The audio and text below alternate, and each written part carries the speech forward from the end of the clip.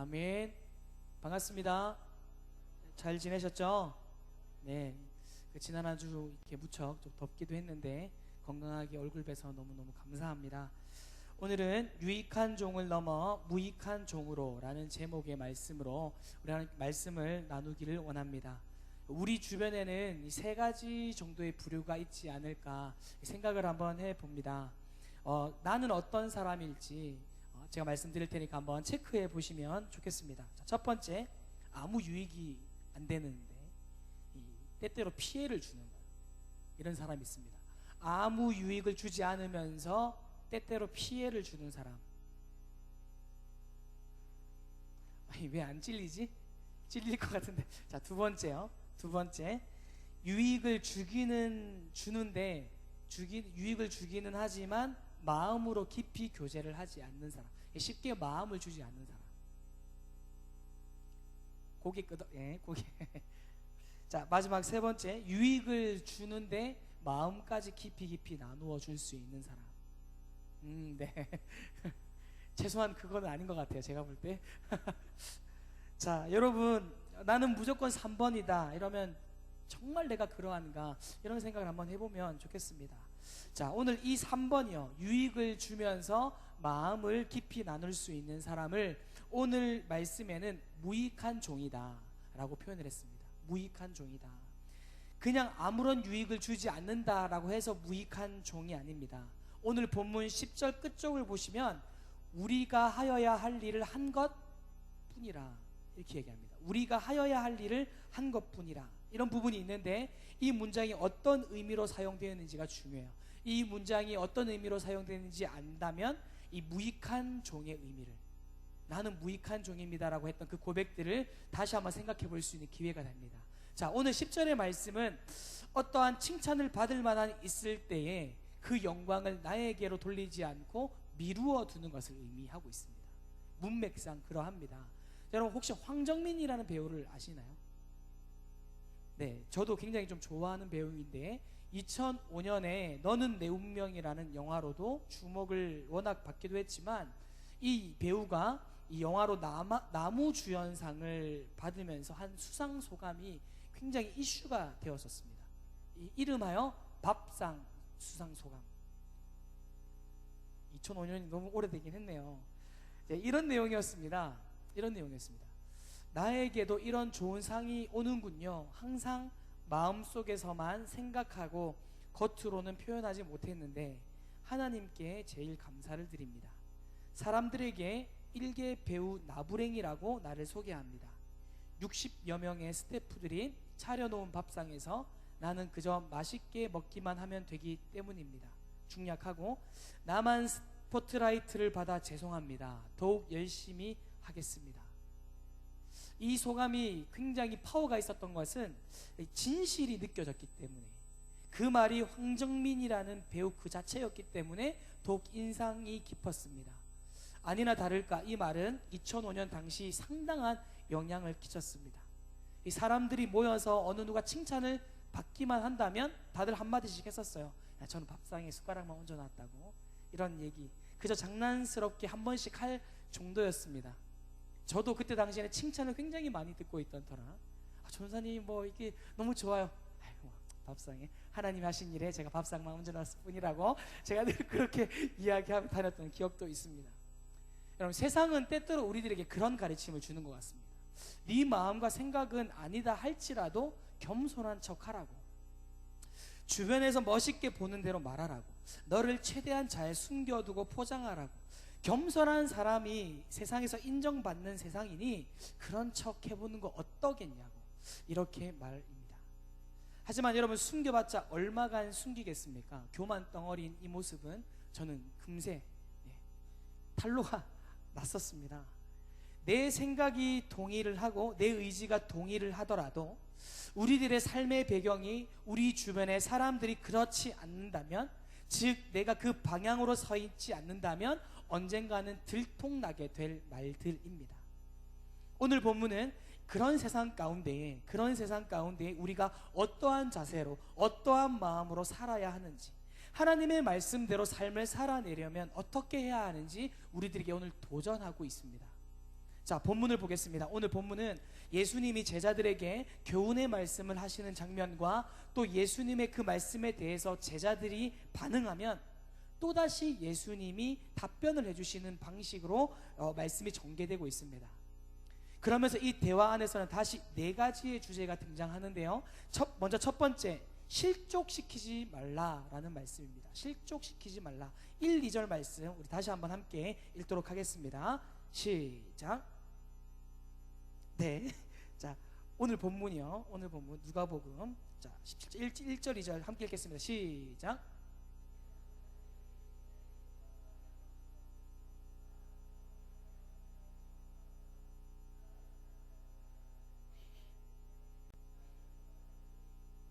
바다에 던져지는 것이 나으니라. 아멘. 자, 예수님은 제자들에게 그 누구라도 우리가 보기 연약하고 쉽게 생각하는 그런 작은 사람조차라도 넘어지게 하거나 혹은 실족시키지 말라고 하십니다. 심지어 누군가를 실족하게 한다면 차라리 연자맷돌이요, 연자맷돌을 메고 목에 메고 바다에 뛰어 들어가는 것이 더 낫다, 이 말씀을 하십니다. 연자맷돌 혹시 뭔지 아십니까?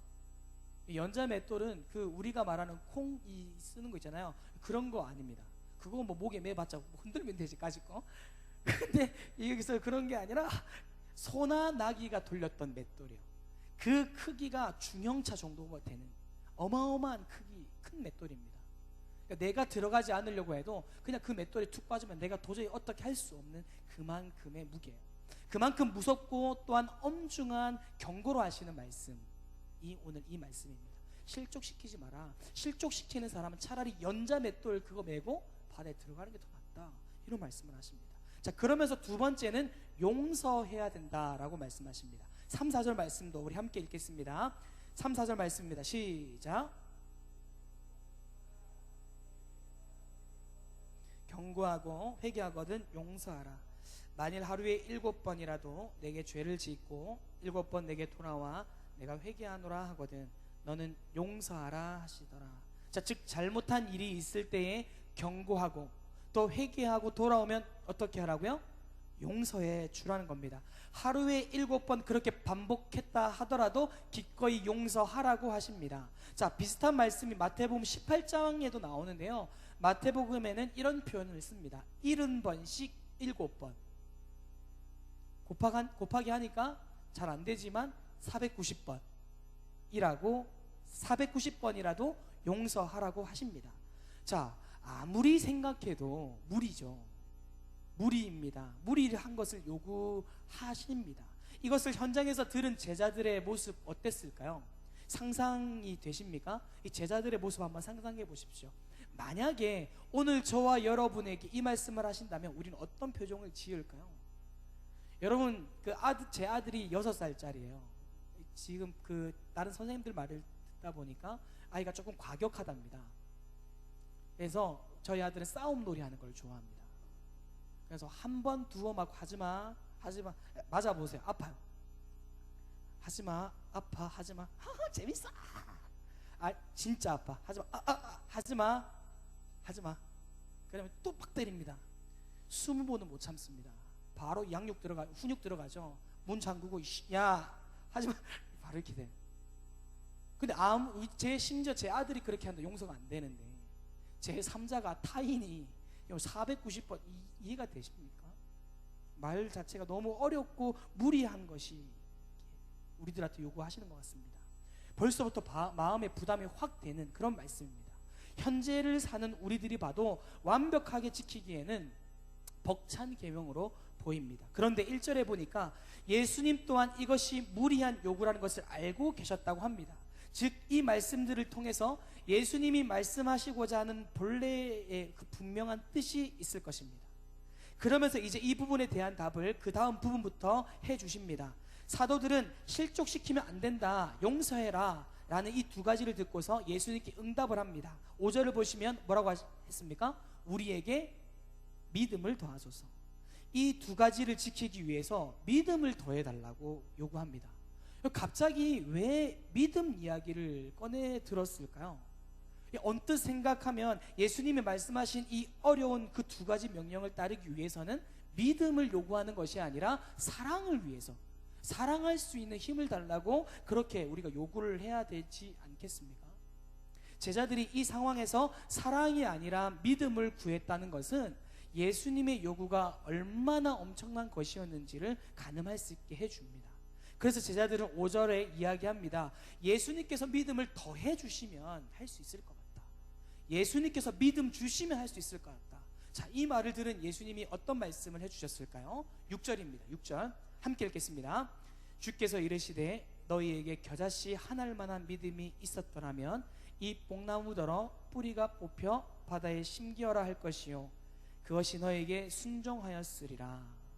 자, 제자들의 요구에 대해서 예수님은 옳다 그르다를 말씀하지 않으셔요. 왜 사랑을 요구하지 믿음을 요구해, 이런 말씀하지 않으시고 믿음에 대해서 다시 한번 설명해 주십니다. 즉 제자들이 자신들의 연약함을 인식하고 또 믿음의 가치를 파악하고 그래서 믿음을 더해달라고 요청한 이 사고방식은 정직하기는 하지만 어떤 의미에서 잘못된 생각이라는 것입니다. 그러면서 예수님이 믿음을 이 겨자씨 한 알과 뽕나무의 비유로 하셨습니다. 왜 그랬냐면 그 이유는 먼저 이 겨자는요 1년생 식물입니다. 1년생 식물. 자라기는 천천히 자라지만 3m 혹은 4m까지 자란다고 합니다. 또한 새들이 그 씨를 먹기 위해서 그 가지에 머무를 수 있습니다. 즉 이 비유의 요점은 신앙은 양이 아니라 질적인 것으로 보아야 한다는 것입니다.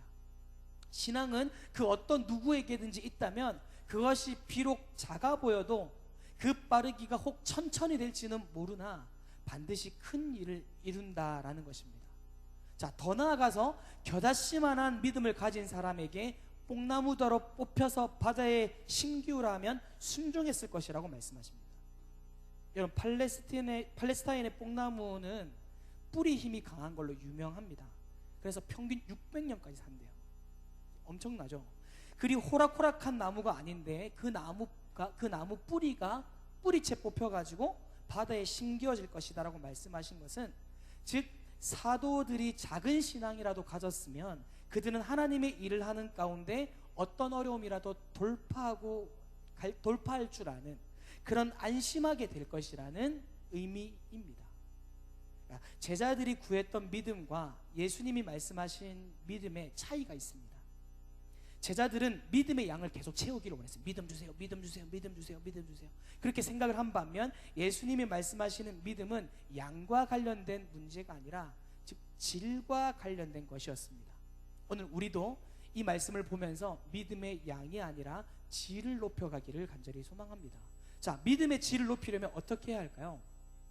우선 믿음이 뭔지를 알아야 질을 높이든지 말든지 할 거 아니겠습니까? 믿음은 여러 가지 의미를 여러분 많이 알고들 계시겠지만 믿음은 가장 기본적으로 이 관계에서부터 시작을 합니다. 다시 말해서 우리가 예수님을 믿는다라고 할 때 예수님이 어떤 분이신지 그리고 우리를 위해서 어떤 일을 하셨는지 정말로 인정되어지고 그것이 믿어지는 상태를 의미합니다. 이런 의미에서 봤을 때 오늘 말씀은 다시 이렇게 정리할 수가 있습니다. 믿음은 내가 하고 싶은 것을 간절히 원하는 것이 아니라 하나님이 하고 싶으신 것, 하나님이 원하시는 것을 정확하게 바라볼 수 있는 것을 의미합니다. 하나님이 원하시면 오늘 말씀 여기에 심긴 뽕나무더러 뿌리가 뽑혀서 바다에 심기는 것이 어렵지 않다라는 겁니다. 예수님이 말씀하시는 이 순간에 뽕나무가 거기 있어서 그렇지 그것이 저기 멀리 있는 뭐 나무든 아니면 저기 백두산이든 심지어 산 전체든 그것이 문제가 되지는 않는다는 말씀입니다. 즉 우리는 어떤 일을 할 때 그것이 하나님의 뜻인지 아닌지도 모르면서 하나님께 대한 믿음을 실천할 수 없습니다. 또한 뽕나무를 바다에 심기게 하는 것이 하나님의 뜻인지를 알지 못하는 한 결코 뽕나무에게 뿌리가 뽑혀 바다에 심기라고도 말할 수 없을 것입니다. 우리는 믿음을 더 많이 소유한다면 우리가 생각한 대로 다 될 것이라고 생각을 합니다. 그러면서 만화에 나오는 초능력 구하듯이 어떤 그런 믿음을 더해 주시기를 우리가 그렇게 구할 때가 종종 있는데 이 부분을 굉장히 조심해야 됩니다. 내가 믿음을 막 이렇게 눌러가서 막 어떤 그 내 안에 어떤 그 자기 만족을 가지고 뭔가 해보려고 하는 그런 시도들이 하나님 앞에서 틀렸다라는 이야기입니다. 우리가 믿음을 더 많이 소유한다면 내가 생각한 대로 될 것이다 라는 생각을 우리는 내려놓아야 합니다. 하나님을 믿고 그분과의 관계를 가지면서 하나님께 순복할 수 있는, 즉 예수님이 말씀하시는 진짜 믿음을 우리가 소유해야 된다는 말씀을 오늘 말씀해 주고 있습니다. 자, 마지막으로 7절에서 10절은 유익한 종을 넘어서는 무익한 종에 대해서 말씀해 주고 계십니다. 자, 10절 말씀 우리 함께 다시 한번 읽겠습니다. 10절 말씀입니다. 시작. 이와 같이 너희도 명령받은 것을 다 행한 후에 이르기를 우리는 무익한 종이라, 우리가 하여야 할 일을 한 것뿐이라 할지니라. 자, 뭐라고 했어요? 우리는 무익한 종이라, 우리가 하여야 할 일을 한 것뿐이라.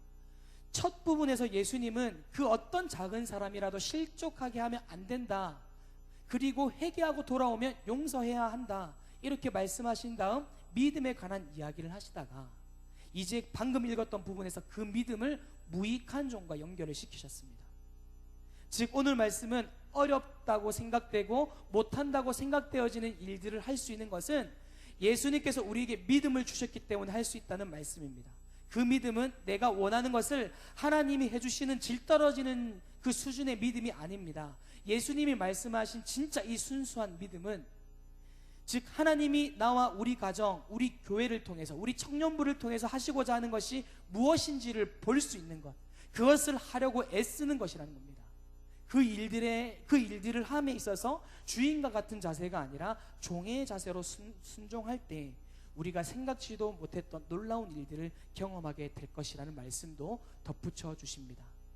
여러분, 유익한 종을 넘어선 무익한 종, 하나님의 주권을 인정하는 종, 내가 하고 싶은 것을 하는 것이 아니라 하나님이 하라고 하시는 것이 무엇인지 고민하는 종, 하나님이 하라고 하시는 것을 할 수 있는 무익한 종, 오늘 우리가 나아가야 할 자리가 바로 이 자리인 줄 믿습니다. 그래서 여러분, 인도 캘커타 빈민촌 그 사역을 했던 마더 테레사 수녀가 남긴 그 어록 있잖아요. 이런 말고, 하나님은 나를 성공하라고 부르신 것이 아니라 충성하라고, 성실하라고 부르셨습니다. 이런 어록을 남기기도 했는데, 여러분, 내가 하고 싶은 것들이 하나님의 뜻이라는 생각은 위험한 생각입니다. 내 생각을 기존적으로 정해놓고 하나님을 끌어다 내려놓으려고 시도하는 것은 굉장히 위험한 행동입니다. 우리가 끊임없이 기도의 자리로 나아가고, 끊임없이 말씀의 자리로 나아가고, 끊임없이 찬양의 자리로 나아가는 이유는 하나님의 뜻을 묻고 또 묻기 위함입니다. 우리는 선택해야 합니다. 나의 성공을 위해서 하나님을 나의 삶의 자리에 끌어내릴지, 아니면 하나님이 나를 부르신 자리를 기도하며 고민하며 하나님께 물으며 그 부르심의 자리에, 그 사명 앞에 성공이 목적이 아닌 충성으로 성실로 살아낼지 선택해야 합니다. 오늘 저와 여러분은 하나님을 자판기의 하나님으로 여기지 않기를 바랍니다. 무익한 종의 자세로 하나님이 하라고 하신 일을 묵묵히 믿음으로 감당해낼 수 있는, 그래서 최선의 하루, 최고의 하루를 하나님께 올려드릴 수 있는 저와 여러분 되기를 소망합니다. 다시 한번 질문하겠습니다. 내가 원하는 목적이 있습니까? 그것은 하나님이 원하시고 좋아하시는 것입니까? 아니면 내가 원하고 좋아하는 것입니까? 이 질문은 굉장히 중요합니다. 우리는 나무가 옮겨지는 것이 목적이 아니라 하나님이 그것을 옮기기를 원하시는 것이 목적인지 아닌지를 우리가 기도하며 알아가야 될 줄 믿습니다.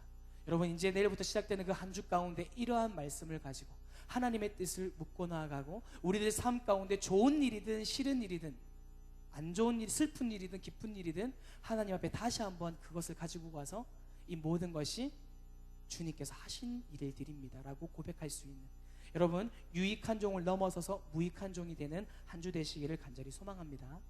기도하겠습니다.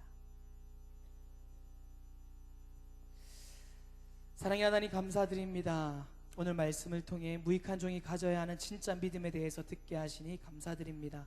우리가 믿음을 간구해 왔지만 혹 제자들이 구했던 믿음은 아니었는지 돌아보게 하시고, 예수님이 말씀하신 믿음을 사모하는 저희 되게 도와 주옵소서.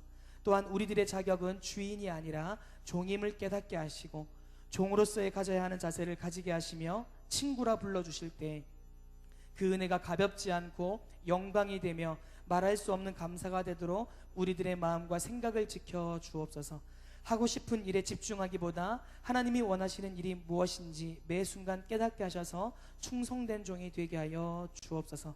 감사드리며 예수님의 이름으로 기도드립니다. 아멘.